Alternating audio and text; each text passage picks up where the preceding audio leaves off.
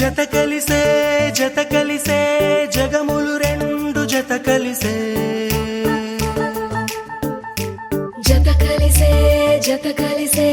అడుగులు రెండు జత కలిసే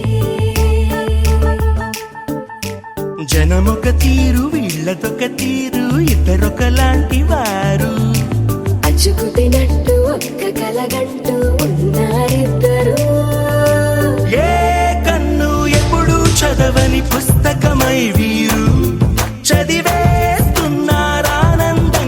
ఒకరిని ఇంకొకరు.